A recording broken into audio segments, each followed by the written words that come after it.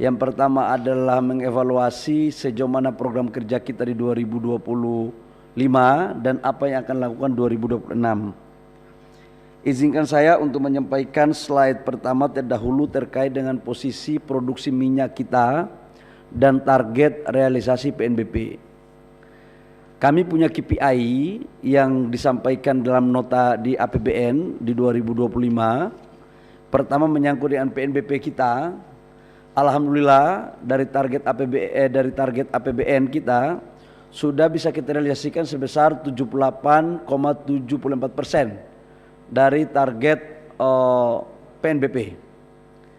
Dan saya laporkan kepada pimpinan dan seluruh anggota Komisi 12, insya Allah target PNBP ini bisa tercapai sampai dengan 31 Desember, mudah-mudahan bisa lebih.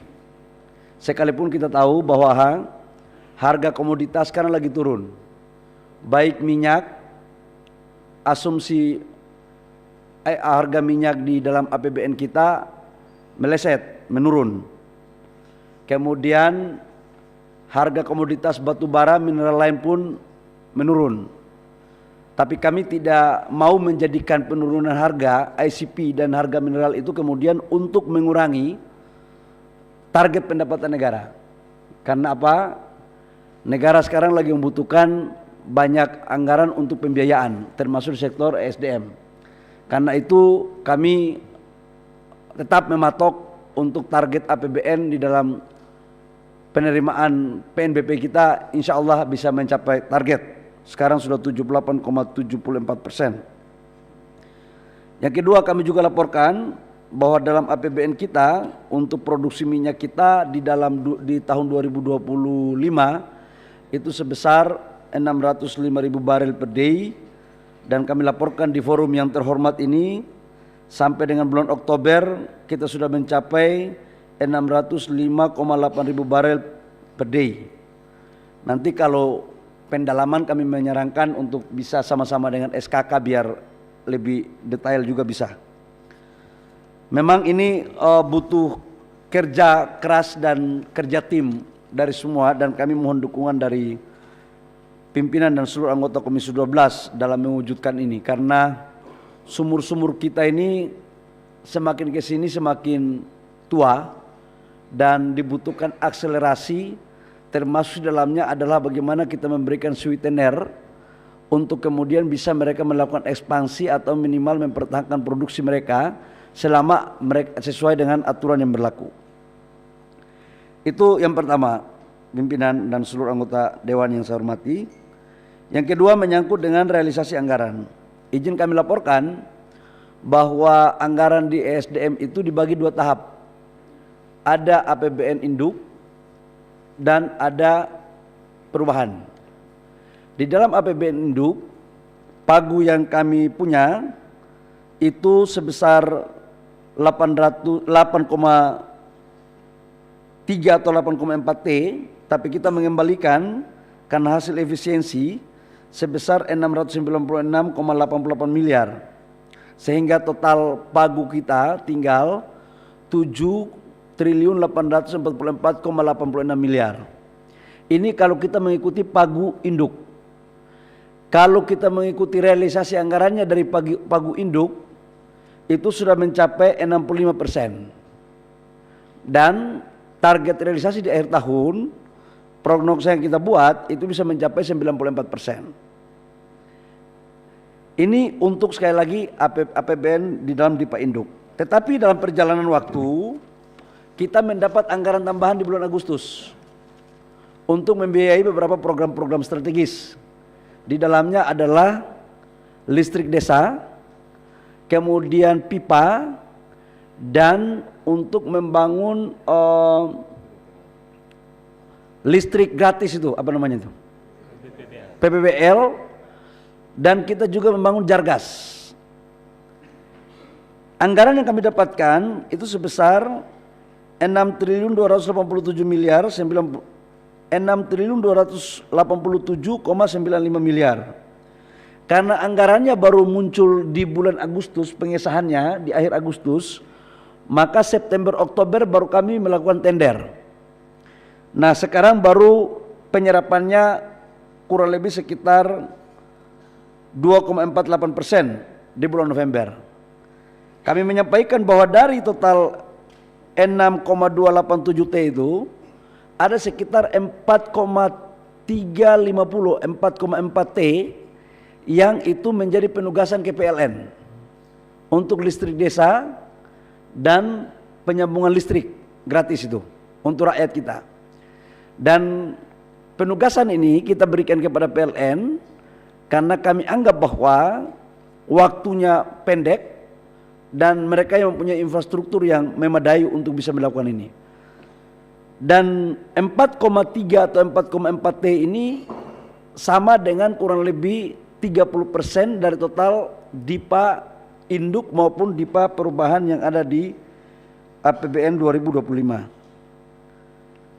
Kemudian kalau kita realisasi rata-rata antara gabungan DIPA induk dan DIPA perubahan per bulan November sekarang sudah mencapai 31,12%. Dan di prognosa kita rencanakan untuk di 2025 Desember itu bisa mencapai 92%. Kita ada pengembalian anggaran ke negara karena hasil efisiensi, kemudian pemblokiran juga, kita ada blokir dan efisiensi kurang lebih sekitar 1,557 T.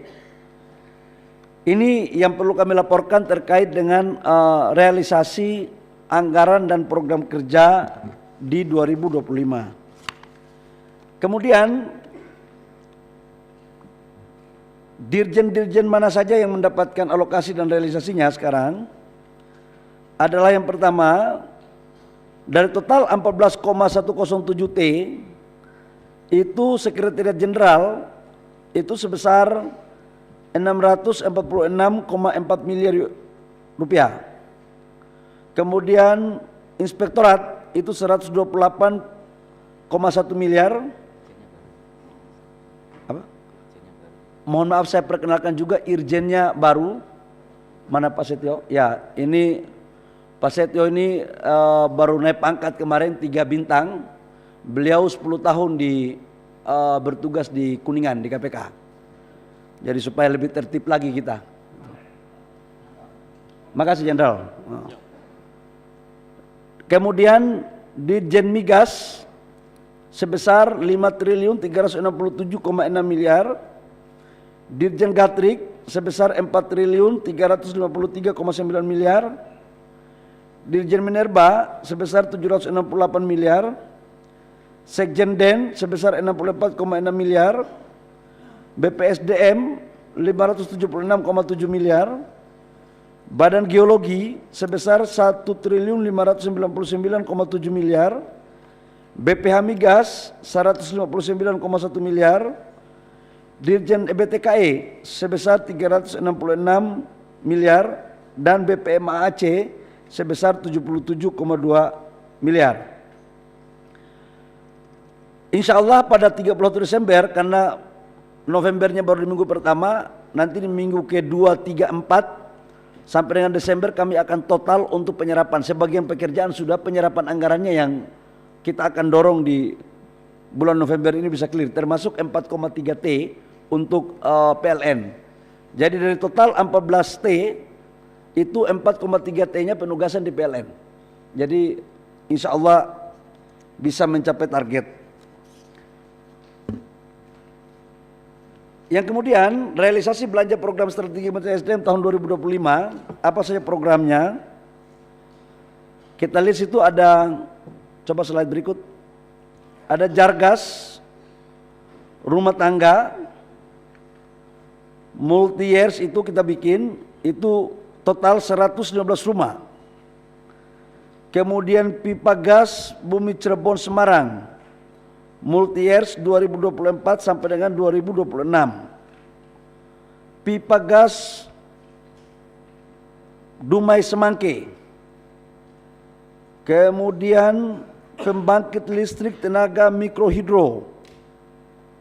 Kemudian pembangkit listrik, ini nanti pendalaman bisa ditanyakan nanti di tempatnya di mana-mana. Kemudian bantuan rumah pemasangan listrik baru BPBL 219.000 rumah tangga.